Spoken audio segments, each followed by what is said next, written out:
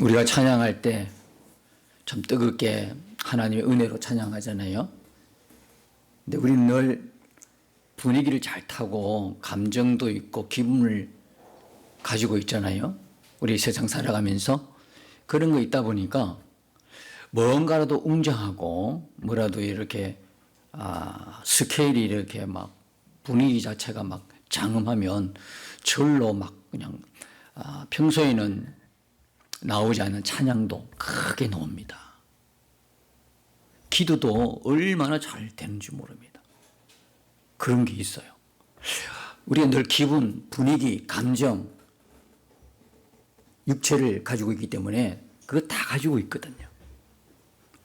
은혜 받아가지고 은혜 충만한 삶을 딱 사는데 또 은혜 충만한 곳에도 마귀 역사가 있듯이 기분이 상해버리는 수가 있어요.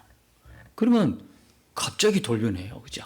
막 마음이 상해가지고 마음의 문이 딱 닫혀버려요. 기도도 안 되지요. 찬양도 안 되고 찬송도 안 되고 성도의 교제도 안 되고 다 왜 그럴까요? 우리는 그런 상황을 다 안고 있는 사람이라. 누차 말씀드립니다만 천국 가면 이런 일이 전혀 없습니다. 천국 가면 전혀 이런 일이 없습니다. 항상 기쁜 것입니다. 그곳은 항상 소망이 있습니다. 여기 있으니까 소망을 붙들고 있지만 때로 한편으로는 절망을 느끼는 거예요. 감정과 기분과 느낌. 그러니까 그게 좌우되면 안 돼요. 우리 예배 드릴 때도 만약에 여기 막 웅장한 오케스트라가 있다. 그래서 빵빵하게 그냥 찬양이 울려 퍼진다 그러면 은혜 못 받을 사람 아무도 없습니다. 조금 전에 말씀드린 것처럼 기도도 막 힘차게 하고요. 합니다. 근데 한 가지 참 고민스러운 생각을 해볼 수 있어요. 그럼 모든 예배 현장이 그렇게 되어야 되는가? 그죠?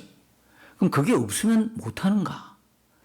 요 두 가지 질문에 자기 스스로가 답을 해야 합니다. 근데 아무리 봐도 그런 웅장한 예배 분위기하고 믿음하고는 영향은 없다 할 수는 없지만 그렇다고 그게 정답이라고 말하기는 좀 미흡한 게 있어요. 예를 들면 지금도 예수님 믿으면 목숨을 내놓아야 되는 순교의 현장에서 믿음 생활을 지키는 사람하고 대한민국의 오늘날 우리하고 비교가 되면 어떻게 생각이 드십니까, 여러분은? 어느 쪽 믿음이 절실하고 어느 쪽 믿음이 진짜고 어느 쪽 믿음이 굳세고 강할까요? 스스로 한번 대답을 해보십시오. 우리일까요? 비근한 예로 북한에 있는 그리스도인일까요? 북한에는 바로 우리가 다 알다시피 예수 믿으면 성경책이 발견되면 그죠? 무시무시한 심판을 받잖아요. 죽음뿐만 아니라 그가 죽을 때까지 감옥에 갇힐 수밖에 없는 참혹한 현장이 불과 몇백 킬로 사이를 두고 일어나는 일이단 말이에요. 그러면 그곳에 지금도 예수 믿는 사람이 있단 말이에요. 지하에 숨어서 남모르게. 그분들이 갖고 있는 믿음하고 오늘 우리가 믿음 생활하는 거하고 이게 비교가 될 수 있을까? 환경적으로는 그분들이 우리보다는 비교할 수는 어렵지만 믿음적으로 이야기해 보십시다. 그들이 갖고 있는 소망이라는 것 가지고 이야기해 보십시다. 어느 쪽이 더 강력할까요? 목숨 걸고 믿음 생활하는 사람이 아닐까요? 그렇기 때문에 오히려 우리에게 풍요로우면 우리가 지금 살아가는 이 시대에 대한민국에 존재하고 있는 그리스도인들 풍요로움에 그 풍요로움조차도 이게 은혜인지 감사를 잃어버리고 사는 우리 시대에 우리의 믿음이라는 건 자칫하면 착각에 빠질 수 있는 거예요. 진짜 내 믿음은 좋은 믿음이라고 했는데 어려움은 막 당하고 보면 그 진짜인지 가짜인지가 다 드러나가지고 우리 스스로에게도 얼마나 실망스러운 순간이 있습니까? 그들은 목숨 걸고 지금 신앙하고 있고, 그러니까 우리는 풍요 속에 있는다는 게 이게 오히려 조심스러운 거예요. 이 풍요로움 때문에 목숨 걸고 신앙생활을 하는 사람과 비교가 안 되는, 그죠? 믿음의 정도의 차이가 있지 않을까라는 생각을 해보죠. 비단 북한뿐만 아니라 지금도 세계 곳곳에서 탄압받고 억압받고 추구하고 순교하는 그 예수님 믿는 믿음 때문에 비교가 안 되죠. 비교가 될 수가 없어요. 자, 그렇다면 그곳에서 예배 드리는 그분들은 분위기 없어요. 찬양대 있을까요? 이런 반주하는 기구들이 있을까요? 없어요. 생으로 진짜 생이에요. 아무것도 없어요.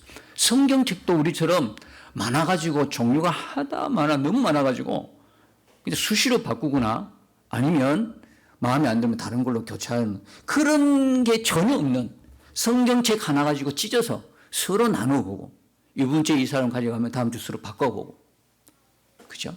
암송할 수밖에 없는, 성경이 너무 귀하니까 암송할 수밖에 없는, 도대체 그들이 갖고 있는 이 믿음이라는 것은 우리 지금 시대 이 현 상황에서 상상하기조차 힘든, 이해하기조차 힘든 죽기 살기의 믿음을 갖고 있단 말이에요. 주님 보실 때는 어느 쪽일까요? 어느 쪽일까요? 근데 왜 주님은 빨리 해방시켜 주시지 않나요? 빨리 북한의 문을 여시든지 김정은 하루아침에 제거할 수도 있는 주님이신데 왜 지금까지 오시나요? 그래서 우리가 신앙하면서 하나님을 안다고 하지만 우리의 알미란 얄팍한 거예요. 몰라요. 하나님이 갖고 있는 그 뜻조차를 몰라요. 그래서 내가 하나님을 압니다 큰 소리 치는 건 매우 조심스러운 거예요. 겸손할 수밖에 없죠. 분명히 하나님의 뜻이 있을 거단 말입니다. 하나님은 하나님 자녀에게 우연한 일이 있을 수가 없는 거죠. 하나님 자녀에게 모든 세상살이는 우연이 아니에요. 우리가 예수님을 모르면 모를까? 예수님을 믿고 예수님을 따르는 성도가 되고 그리스도인이라면 그때부터 우리의 삶은요, 우연이 없어요. 하나님의 뭡니까? 주권 안에 있다 이 말입니다. 하나님의 주권 속에, 하나님의 이끄심, 하나님의 인도하심 속에 우리의 삶이 있어요. 그러니까 우리가 어려움 속에서도 든든하는 것은 우리의 뭡니까? 보호자가 하나님이시기 때문에 그런 거예요. 하나님 때문에. 돈이 있어서 든든한 게 아니고 아주 능력 있고 권세 있는 사람이 내 뒤를 받쳐줘서 든든한 것이 아니고 그들도 한순간에 날아가 버리잖아요. 한순간에 없어지는 존재거든. 근데 우리의 뒤에는 우리의 보호자 되시고 우리를 끝까지 인도하시는 주님이 계시기 때문에 어려움 속에서도 견뎌내는 거잖아요. 근데 지금 북한에 그렇게 참혹한 핍박 속에 있으면서 그들에게는 분위기가 없다니까요. 전혀요. 그런 화려한 오케스트라도 없어요. 화려한 장소도 아니야. 근데 그들의 믿음은 뜨겁다. 생명 걸고 믿는 믿음이다. 어느 쪽이 하나님의 은혜가 지금 풍성하게 임한 곳인가요? 모든 시설이 잘 겸비된 곳인가요? 그런 것 없는데 뜨겁게 죽기 살기 믿는 그들에게 있나요? 하나님의 임재와 은혜가 그들 안에 충만히 있기 때문에 우리하고 그들이 고난당하는 견뎌내는 미 다른가요? 똑같아요, 사람은.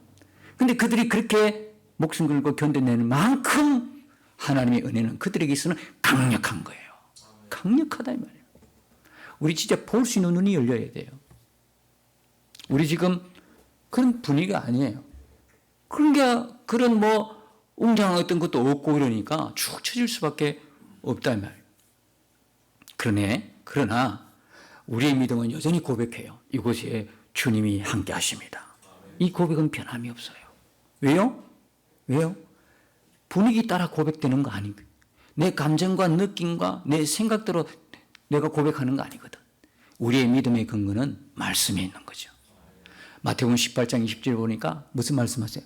두세 사람이 있는 곳에 나도 너희와 함께 있으리니. 우리 이곳에 두세 사람만입니까? 이곳에 주님이 계시지요. 우리의 믿음의 근거는요, 말씀인 거예요. 그래서 이곳에 충만히 임재하신 주님을 저는요, 느껴요. 감사하게도. 왜? 말씀을 나는 믿거든요. 제가 이 땅을 떠나는 마지막 순간까지도 내가 끝까지 붙드는 건 하나님 말씀이거든. 하나님 말씀이거든. 하나님 말씀이 내 진리고 길이고 생명이다. 이 말씀 붙들고 가니까 어떤 환경의 어려움도 넘어갈 수 있는 거예요. 어려운 게 어렵지 않다고 이야기하는 것이 아니라 나도 똑같이 악소리 낼 수밖에 없는 그런 어려운 환경 속에 있어도 결코 그 어려움이 나를 집어삼키지는 못하는 것은 내 영혼에 쌓여있는 하나님의 진리의 말씀이다. 그 말씀을 이길 자는 아무도 없어요. 사람도 두렵지 않은 거예요. 그 말씀을 못 이겨요. 우리가 말씀을 암송하고 말씀을 읽고 듣고 하는 게 내 영에 얼마나 큰 힘과 능력인지, 그게 내 생명이거든.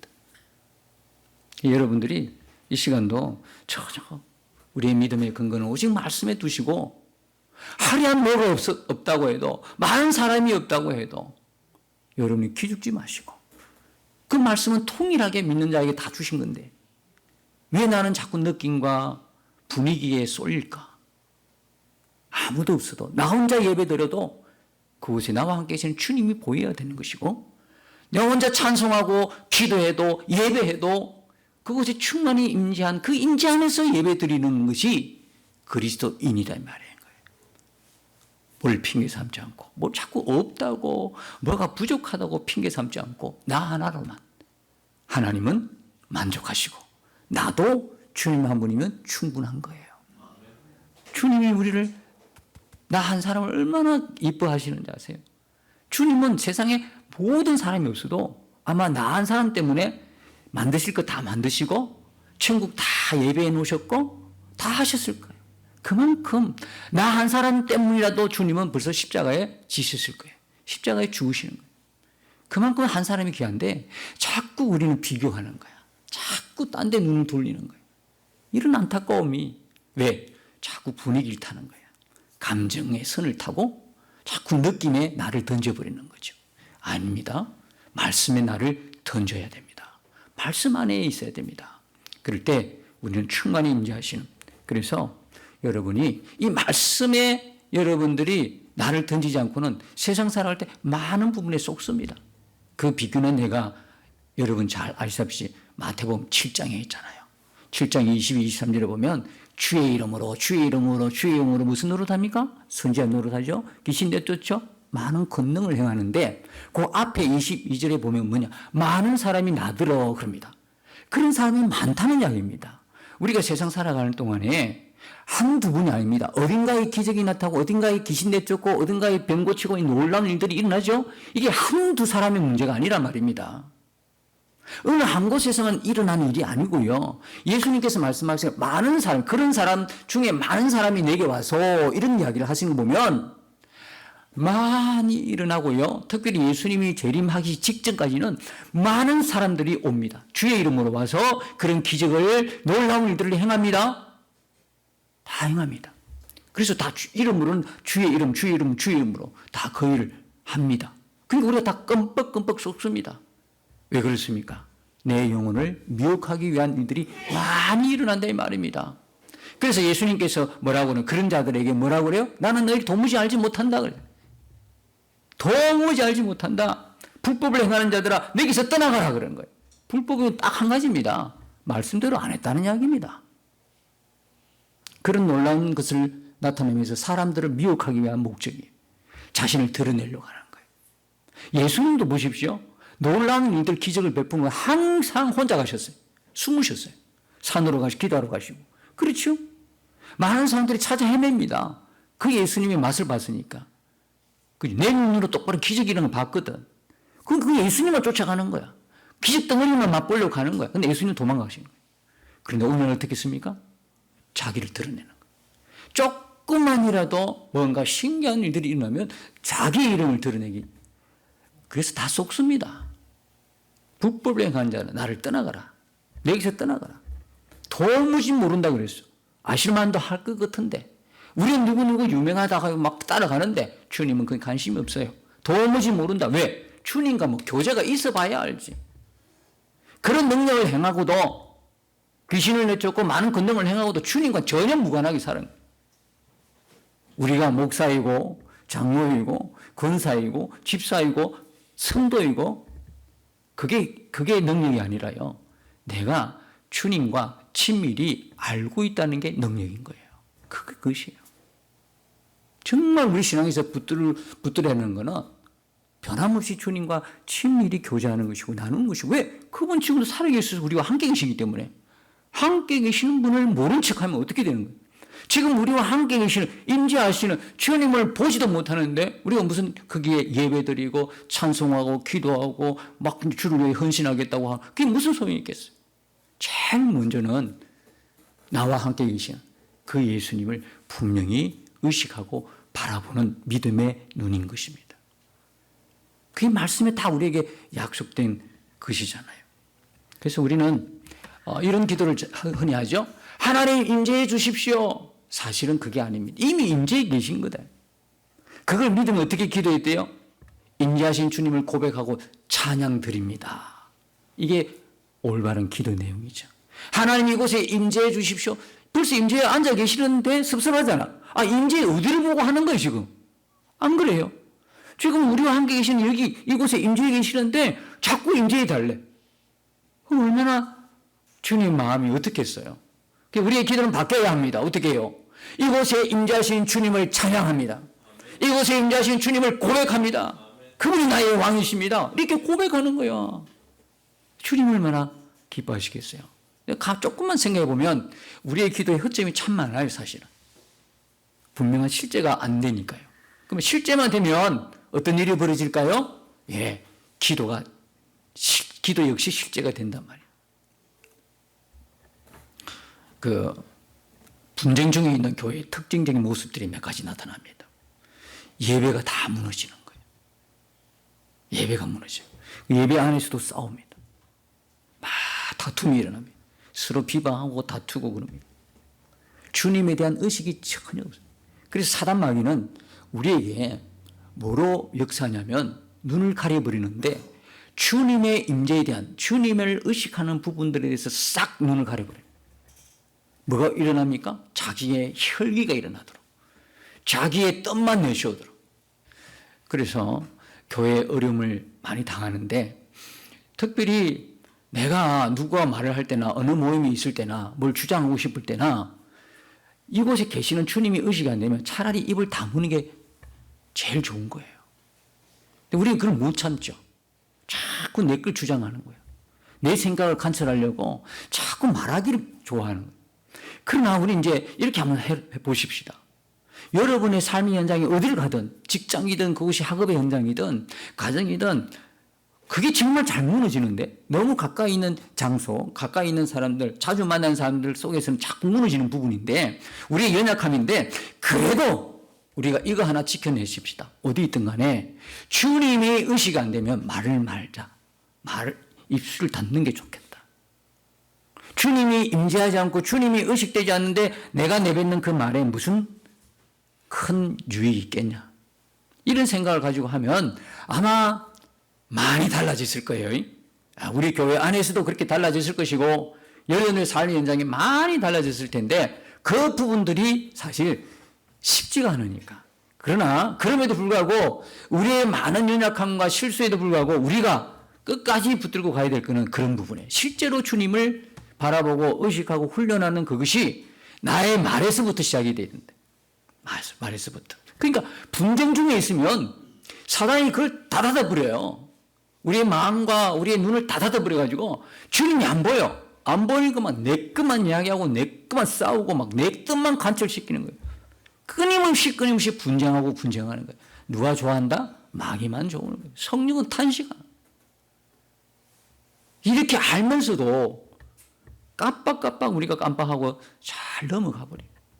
꼭 기억하고 명심해야 할 것은 내 모든 삶에 주님은 함께 하신다.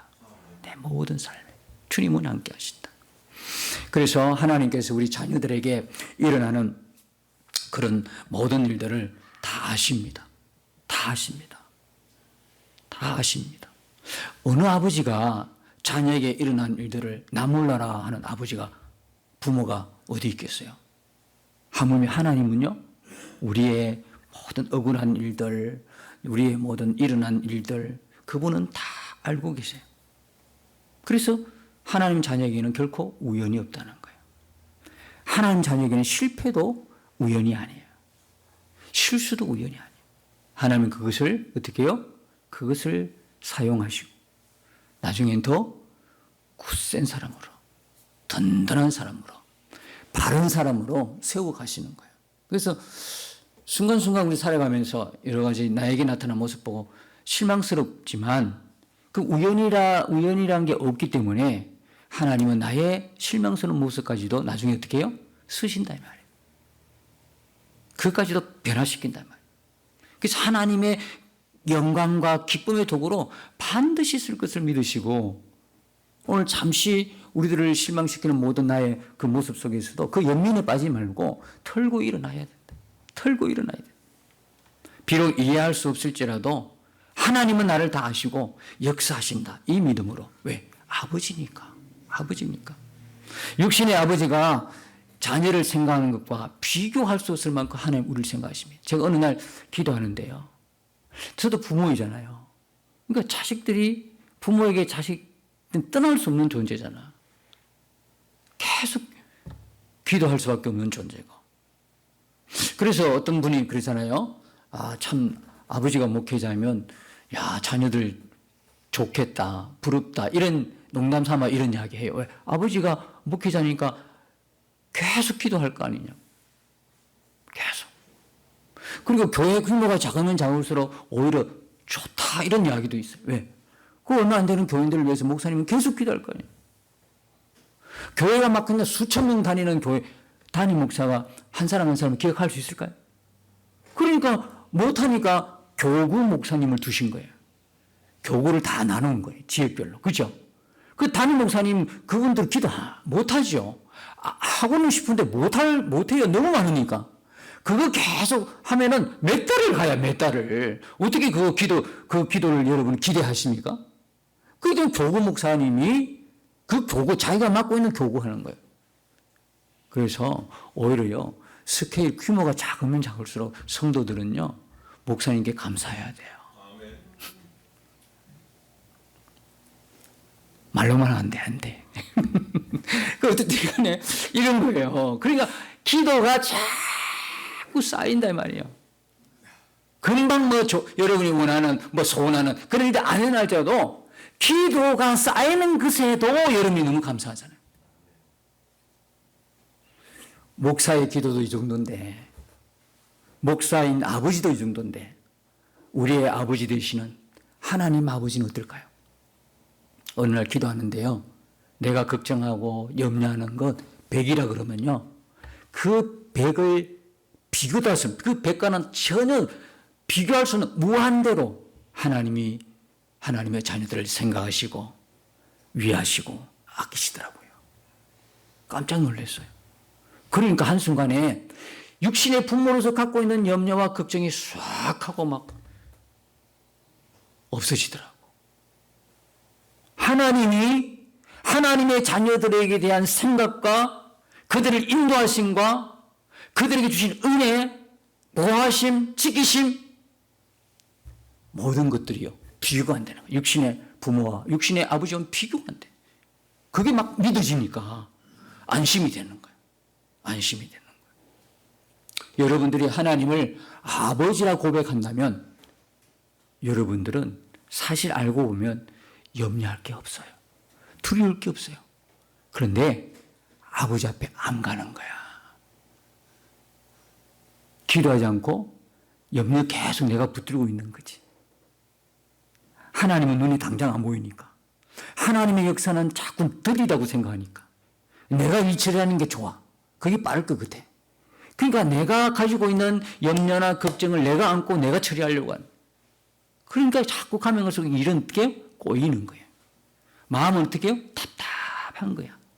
마치 내 눈에 뭐가 끼인 것처럼 앞도 투명하게 보이지가 않아.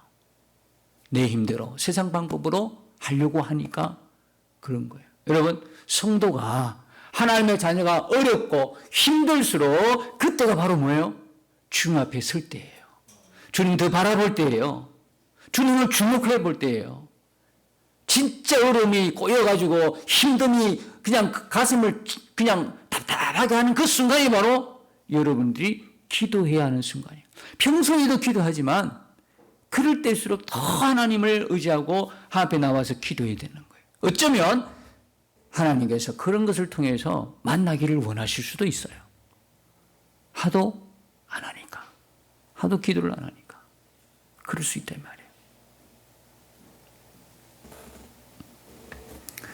말이에요. 오후 예배는 이런 하나님 앞에 설 때 그런 어떤 일이 일어난 것에 대해서도 같이 논하고 싶어요. 그래서 여러분 분명히 갖고 있는 건 뭐냐? 하나님의 인도하심은 변함이 없다. 성도의 삶에는 반드시 하나님의 뜻과 계획이 있어요. 우연이 없어요.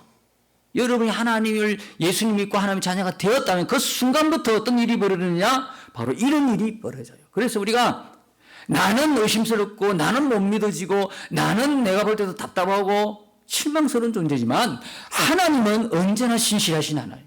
하나님은 우리에게 언제나 좋은 것으로 응답하신 나의 아버지다 이 말이에요.